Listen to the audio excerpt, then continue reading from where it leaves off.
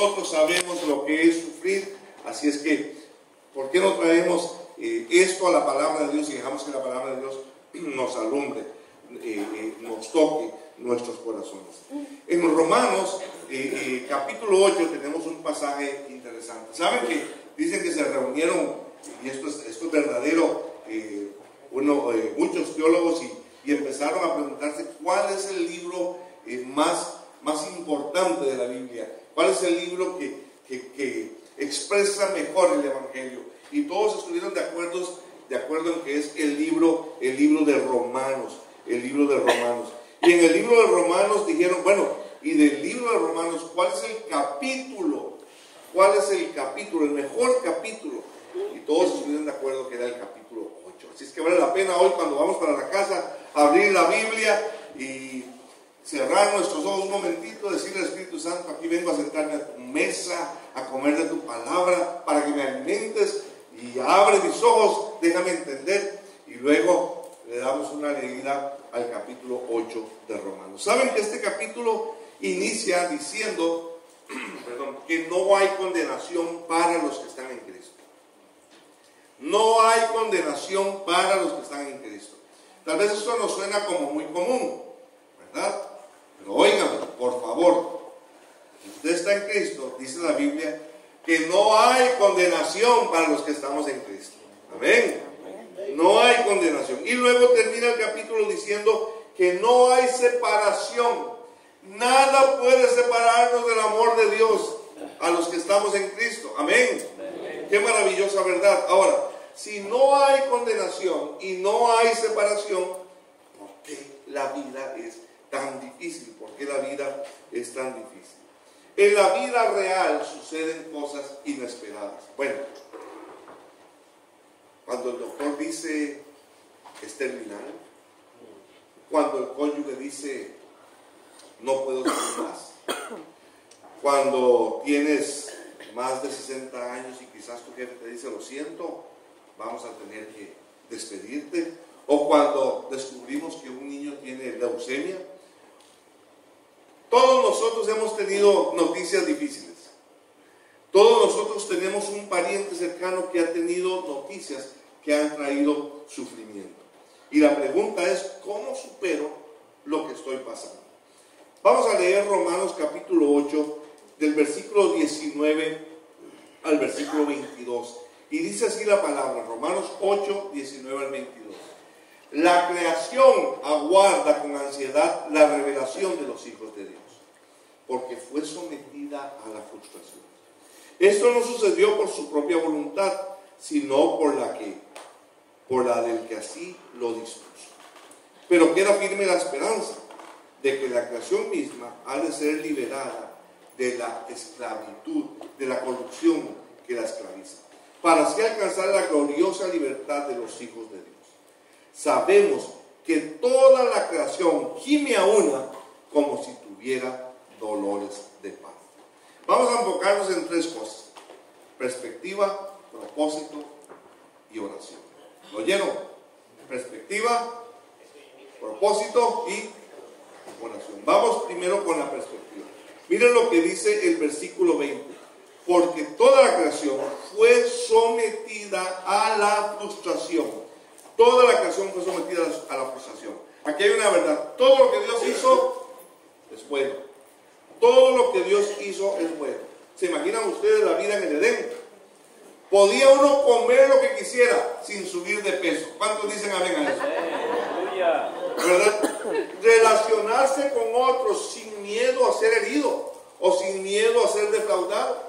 No había lágrimas, no había muerte, no había tristezas, no había pecado, no había cáncer, no había aborto natural, no había guerras, no había abusos. Esto era algo maravilloso. El único mandamiento era ser fructíferos y multiplicarse. Podemos dar un aplauso a aquellos que lo han hecho bien, ¿verdad? Aquellos que han seguido el mandamiento, ¿verdad? Ahora, Dios nos dio libertad y nos dio dominio sobre la creación. Pero ¿qué pasó? Escogimos rebelarnos contra Dios, contra su buen diseño.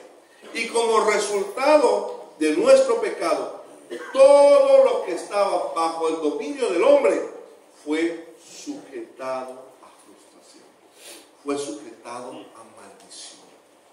Ahora, esta palabra frustración es muy interesante y es una palabrita griega que describe algo que no está a la altura de aquello para lo que está destinado a ser, o que no logra el propósito para el cual fue diseñado, fue creado. Sujeto a frustración implica que, o define la incapacidad para alcanzar la meta o lograr un propósito. ¿Oyeron esto? La creación fue puesta bajo ese poder. Está sujeta a ese poder.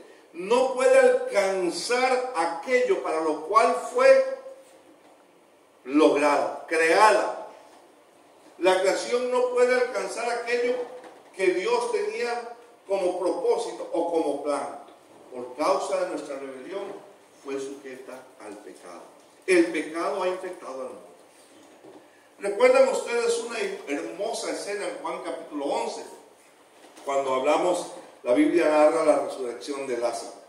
Es uno de esos pasajes donde nosotros podemos encontrar consuelo y esperanza. Ahora, Jesús llega a Betania, Lázaro ha muerto, van a verlo al sepulcro, y cuando Jesús ve a la gente llorando, dice la palabra que fue movido a misericordia. Y luego en Juan 11:35 dice, Jesús lloró. Ahora, aquí hay una pregunta interesante. Si Jesús sabía que iba a resucitar a Lázaro, ¿por qué lloró? ¿Por qué lloró? Mis hermanos, ¿saben por qué lloró? Porque nunca debió haber sido así. Él ve tumbas, cuerpos muertos, miembros de la familia separados por la muerte y padres que mueren dejando a sus hijos. Pero recuerden, nunca debió haber sido así. Este no es un mundo perfecto, donde todo es como Dios quiere, sino que es un mundo imperfecto, donde nada es como Dios quiere. No podemos olvidar esta perspectiva cuando nos enfrentamos al dolor. Pero ¿saben qué? Dios, por su gran amor, envió a Jesús.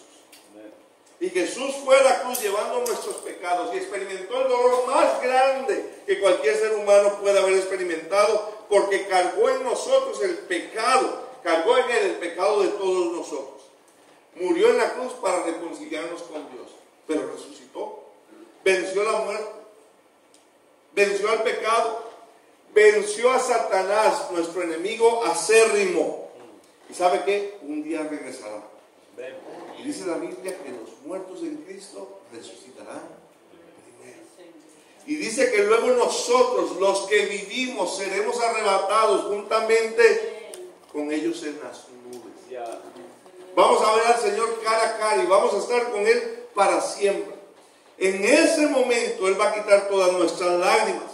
No habrá más muerte, no habrá más enfermedad, porque todas las cosas que vivimos y que sufrimos ahora pasarán.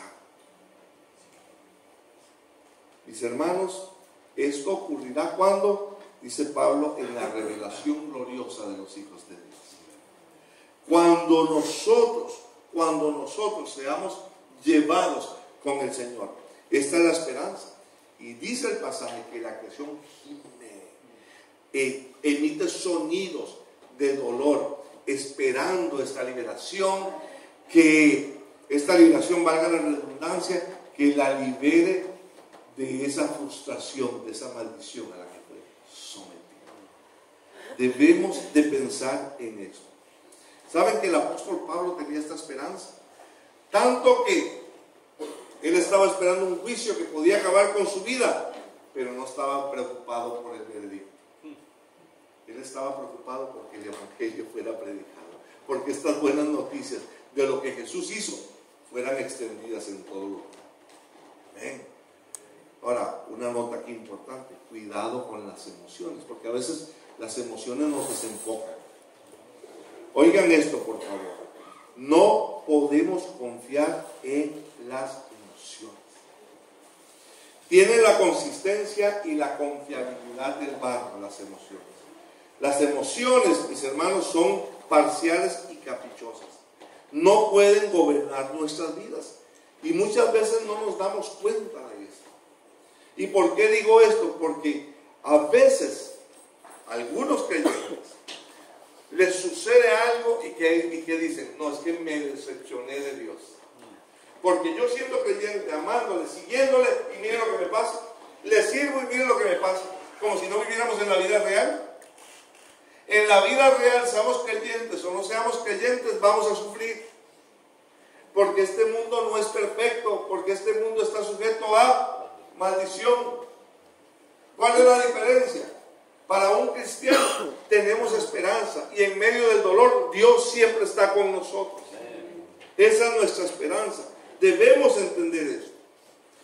Como pastor, no una, sino varias veces he tenido que hablar con alguien que me dice, es que yo serví al Señor, pero se murió mi mamá. Yo oré al Señor para que la sanara y nada pasó. Él no me contestó. Entonces me decepcioné y me fui de la iglesia. ¿Pero qué quieres? ¿Que no te muera tu mamá? Si todos vamos a morir. Todos vamos a morir. ¿Cierto? Este no es un mensaje como que nos llena mucho de... Pero todos moriremos. Y todos lo decimos. La muerte no hace excepciones. Mueren niños, mueren jóvenes y mueren adultos. Pero cuando la enfrentamos, las emociones nos inundan, perdemos nuestra perspectiva y entonces culpamos a Dios. No es culpa de Dios, es culpa de que vivimos en un mundo caído. Cuando las cosas difíciles vengan a nuestras vidas, nosotros debemos correr a Dios. Hay una palabra que a veces usamos y decimos, Dios ha sido bueno conmigo. Yo quiero decirte algo. Dios es bueno siempre. Siempre. Dios es bueno. Dios es bueno. Siempre. Siempre debemos tener esto en nuestro corazón. Ahora, propósito. Mira lo que dice Romanos 8:28, tú lo conoces. Ahora bien, sabemos que Dios dispone todas las cosas para el bien de quienes lo aman, los que han sido llamados de acuerdo con su propósito. Vivir con propósito es tener la determinación de hacer lo que estamos convencidos que vinimos a hacer en nuestra vida. Estar comprometidos a cumplir con el plan que Dios tiene para nuestras vidas. Un propósito es lo que nos da la razón cada mañana para levantarnos, nos da motivación, nos da sentido de dirección, nos da significado para la vida. Ahora quiero decirte algo muy interesante. Un estudio dice que los seres humanos somos capaces de soportar una enorme cantidad de dolor si sabemos que hay un propósito al pasar por él. Ustedes me dicen, ¿será cierto? Si no me crees, pregúntale a las mamás. Todas las mamás saben esto. El embarazo no es un juego, ¿verdad que no, mamás? No. Pero ellas saben cuál va a ser el final y están dispuestas a esto. A ver, mamás, ustedes serían las que tienen que decir esto. Le pedí a mi esposa un poquito de consejo de esto porque el primer trimestre hay algunos síntomas antes de la concepción, ¿verdad?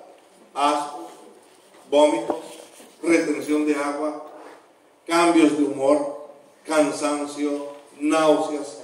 Los olores son terribles, mareos, y me decía mi esposa, y aparte de esto, vivir con el esposo, ¿verdad? Entonces, el primer trimestre es terrible. El segundo semestre, bueno, los niveles de energía se vienen al suelo, a veces se siente mejor, a veces no, la piel se pone brillante y dicen que empiezan con alegría, pero con dolor, a sentir las pataditas del bebé, ¿verdad? Tercer trimestre, dolor emocional, la ropa no le queda, no puede dormir, sigue reteniendo agua. Dicen que la adopción se vuelve más popular en este punto. Y entonces las contracciones. ¿Qué hombre puede explicar las contracciones? No. Van aumentando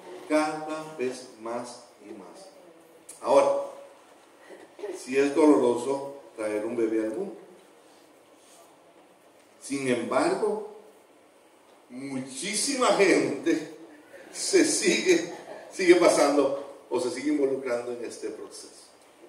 Podemos soportar una cantidad grande de dolor si sabemos que hay un propósito. ¿Por qué? La mamá sabe que el propósito la está llevando a algo maravilloso. Ese dolor tiene un propósito. Mis hermanos, la Biblia dice que todo lo que nos pasa, Dios lo convierte a bien. Dios lo trae y lo encuadra en su propósito.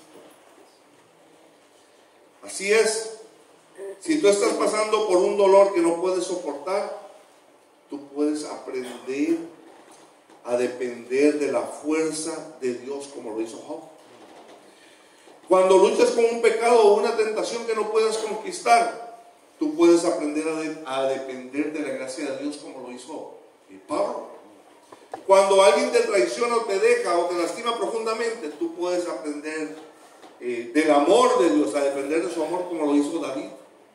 Cuando pasas por una temporada de tristeza, tú puedes aprender a depender del gozo del Señor, que es tu fortaleza, como lo hizo ¿quién? Nehemías. Oigan esto, ¿por qué? Porque nunca te darás cuenta de que Dios es todo lo que necesitas hasta que te des cuenta de que Dios es todo lo que tienes. Propósito. Hay un ministerio que tenemos en la iglesia, bueno, ahora está cambiando, que se llama Celebremos la Recuperación. Es un ministerio, para explicarlo en pocas palabras, algo así como Alcohólicos Anónimos, pero centrado en la palabra de Dios. Y hay una frase que ellos utilizan, dice: Dios nunca desperdicia una herida. ¿Qué significa con esto? Que muchas veces tu mayor dolor, tu mayor crisis se puede convertir en el punto de partida de tu ministerio. Sí, mis hermanos, ¿saben qué? Dios siempre usa tus heridas. Tu caos puede llegar a ser tu ministerio.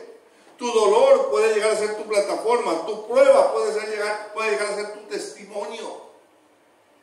Quizás tengamos que detenernos y decirle al Señor: ¿qué me estás enseñando mientras yo estoy pasando por esta situación? ¿Qué quieres que yo aprenda? ¿Qué quieres que yo haga mientras estoy pasando por el valle de sombra de muerte? Lo más maravilloso de todo es que Él siempre está con nosotros. Me encanta lo que dice el resto del pasaje. Aunque andes en valle de sombra de muerte, ¿qué dice? Tú estarás conmigo. Tú estarás conmigo. Ahora, terminemos aquí hablando de la oración. Perspectiva, propósito y oración. El versículo 26 y 27 de Romanos dice así: asimismo, en nuestra debilidad, el Espíritu acude a ayudarnos. No sabemos qué pedir, pero el Espíritu mismo intercede por nosotros con gemidos que no pueden expresarse con palabras. Y Dios, que examina los corazones, sabe cuál es la intención del Espíritu, porque el Espíritu mismo intercede por los creyentes conforme a la voluntad de Dios. El Espíritu nos ayuda en nuestra debilidad. ¿Nos ayuda a qué? Nos ayuda en nuestra oración. Como creyentes, en medio de la prueba debemos de orar, y debemos de orar, y debemos de orar. Debemos de clamar a Dios, debemos de clamar a Él. Alguien decía que este pasaje es como: Dios toma mi chatarra de oración y la hace perfecta delante de Dios. Así es, debemos de orar, orar siempre. Pastor, es que no sé cómo orar.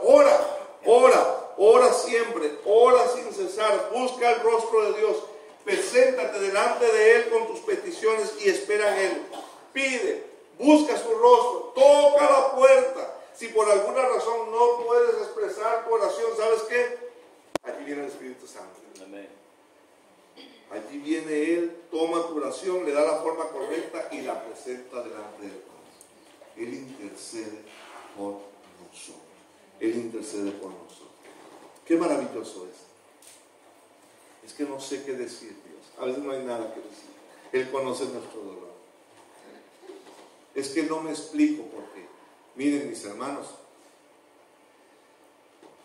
Dios, solo para compararlo, puede ser del tamaño del mar Atlántico y nosotros, nuestro conocimiento es como una botella de refresco.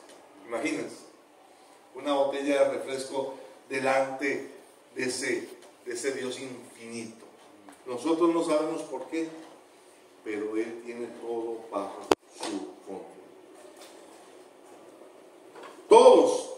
Todos mis hermanos, debemos de aprender a depender de Dios en todo momento. Ahora, quiero terminar aquí ilustrándoles algo muy interesante, porque bueno, ya hablamos de dolor, tener la perspectiva correcta, saber que hay un propósito y que podemos orar. Pero muchas veces no entendemos el concepto de fe y de confianza. Bueno, hay un libro que se llama Cuando lo que Dios hace no tiene sentido. Ya es un libro viejito, y en este libro se explica una ilustración muy interesante. Imagínense que estamos visitando las cataratas del Niágara. ¿Bueno? Y mientras usted está allí visitando, llega un equilibrista. Y él ha colocado una cuerda de un extremo de las cataratas al otro, con la intención de caminar en esa cuerda empujando una carretilla para cruzarla al otro lado. Si pierde el equilibrio va a caer, va a morir, porque el peso de las aguas van a acabar con su vida. Pero justamente antes de subirse a la cuerda, el hombre se vuelve y te pregunta: ¿tú crees que yo puedo realizar esta hazaña? Y tú, como eres amable, así, buena gente, ¿verdad? Positivo, le dice: bueno, yo sé que tu fama te precede y creo completamente que tienes la habilidad para caminar sobre la cuerda. En otras palabras, usted está diciendo: yo tengo fe en que usted puede hacerlo. Pero entonces el equilibrista se vuelve y te dice: si de verdad crees que puedo hacerlo, ¿por qué no te subes en la carretilla para que te cruce al otro lado?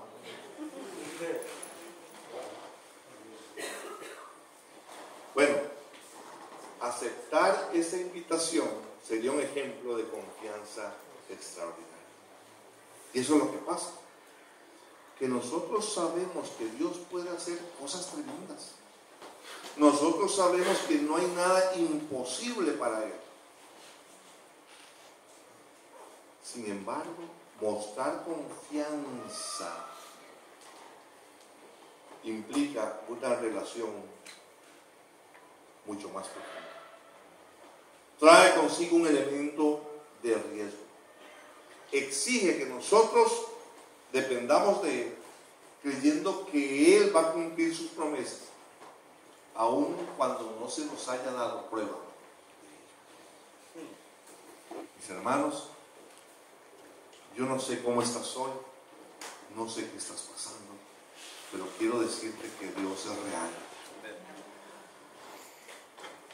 Que Él se ha dispuesto, el creador del universo se ha dispuesto a decirte: estoy contigo, clama a mí, yo te responderé. Estoy contigo, cualquiera sea tu carga, ponla sobre mis hombros. Estoy contigo, busca mi rostro, estoy contigo, nunca te voy a dejar. ¿Qué tal si hoy nosotros les decimos: Señor, yo creía que no podía dar un paso más, pero si tú estás conmigo, yo voy a seguir adelante. Yo creía, Señor, que todo estaba terminado, pero hoy, Señor, yo me subo en la carretilla. Yo creo que tú tienes un propósito en medio de este mundo caído para mi vida, Señor. Y yo hoy me dispongo a creer en ti. Vamos a ponernos de pie.